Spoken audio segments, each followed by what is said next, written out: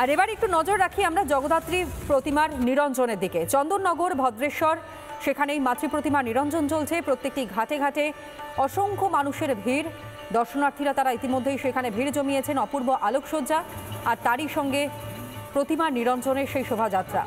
বহু দূর দূরান্ত থেকেই চন্দননগরের ঘাটে মাতৃ প্রতিমা নিরঞ্জনের সেই দৃশ্য দেখবার জন্য উপস্থিত থাকেন প্রত্যেকে। সুজিত গৌর আমাদের সহকর্মী এই মুহূর্তে আমার সঙ্গে রয়েছে। সুজিত, একটু আবহাওয়াটা জানবার চেষ্টা করবো তোমার মধ্য দিয়ে, কারণ এই মাতৃ প্রতিমা নিরঞ্জনকে কেন্দ্র করে যেমন ভদ্রেশ্বর বলো, চন্দননগর বলো, প্রত্যেকটা জায়গায় অসংখ্য দর্শনার্থীরা তারা ভিড় করে থাকেন।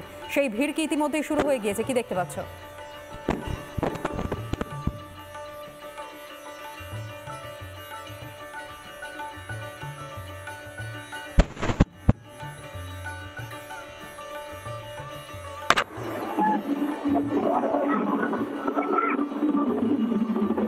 আমরা সুজিতের সঙ্গে যোগাযোগ করবার চেষ্টা করছি, কিন্তু আপনারা জানেন এই চন্দননগরে মা জগদ্ধাত্রীর মূর্তি নিরঞ্জনকে কেন্দ্র করে কিন্তু বহু দূর দূরান্ত থেকে মানুষজন তারা সেখানে ভিড় জমান।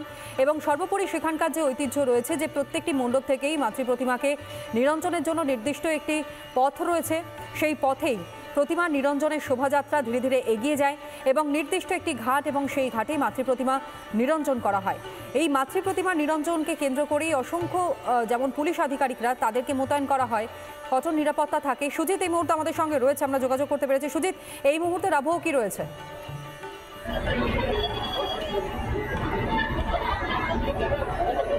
দেখো, আস্তে আস্তে এই যে শোভাযাত্রা এগিয়ে আসছে। চন্দননগর এবং ভদ্রেশ্বর মিলে কিন্তু বলে রাখি মোট 70টি প্রতিমা রয়েছে এবং 245টি গাড়ি।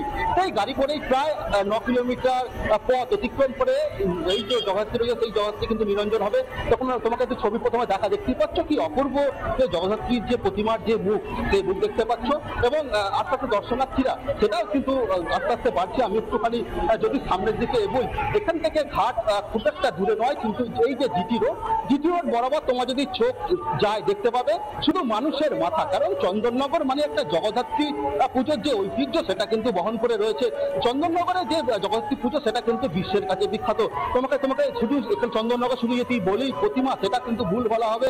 সেখানে কিন্তু যে লাইট, সেই লাইটও কিন্তু চোখ ধাঁধানো লাইট। দেখো, একের পর এক যে একদম চোখ ধাঁধানো যে লাইট, সেই লাইটে কিন্তু শোভাযাত্রায় অংশগ্রহণ করছে এবং সেই ছবিটা কিন্তু দেখাবো। এবং দেখো, আস্তে আস্তে যে দর্শনার্থীদের সংখ্যা সেটাও কিন্তু বেড়েই চলেছে। এবং এই যে জগদ্ধাত্রী পুজো যে ঘাটগুলি রয়েছে, মোট 12টি ঘাটে এই সেই নিরঞ্জন হবে। এবং সেই ছবি দেখতে হবে, সেটাকে অপূর্ব নাচও কিন্তু দর্শকদের দেখাবো। তবে এখানে নাচ চলছে, সেই ছবি দেখায় প্রতি বছরের নাচের ছবি, সেই নাচের ছবি দেখো। এবং এই যে পুরো জীবন জুড়ে একের পর এক কিন্তু দেখতে পাবো যে জগদ্ধাত্রী পুজো দেখতে অপূর্ব যে সেটা আমি দেখালাম। এবং আলোক সজ্জা কিন্তু দেখো, তখন চন্দননগরের যে আলোক সজ্জা সেটা কিন্তু এখান থেকে বিভিন্ন বিশ্বের বিভিন্ন প্রান্তে পৌঁছে যায়। এবং একের পর এক যে ঠাকুর যে প্রতিমা, সে কিন্তু নিরঞ্জনের জন্য শোভাযাত্রা করে লম্বা যে লাইন, সেই লাইন দিয়েছে। কারণ প্রশাসনের পক্ষ থেকে যে 12টি ঘাট রয়েছে, সেই 12টি ঘাটে কঠোর নিরাপত্তার ব্যবস্থা করা হয়েছে যাতে কোনো রকম অপ্রীতিকর ঘটনা না ঘটে। পাশাপাশি তোমাকে এই যে একের পর এক জগদ্ধাত্রীর যে প্রতিমার যে ছবি সেটা যেমন দেখাবে এবং আলোকসজ্জা প্রতিমা দেখো, এখান থেকে কিন্তু আলোকসজ্জা করে এবং আরেকটি মূর্তি দেখায়। বেশ, তুমি নজর রাখো অপূর্ব সেই আলোকসজ্জা এবং সেই আলোকসজ্জার সঙ্গে সঙ্গে মাতৃ প্রতিমা নিরঞ্জনের শোভাযাত্রায় দেখতেই কিন্তু ইতিমধ্যে মানুষজন তারা ভিড় করতে শুরু করেছেন। ধন্যবাদ জানাই আপাতত।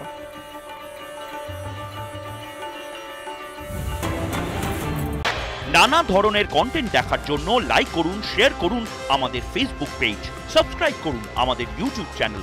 পাশাপাশি অন্যান্য ব্রেকিং নিউজের জন্য অবশ্যই চোখ রাখুন রিপাবলিক বাংলায়।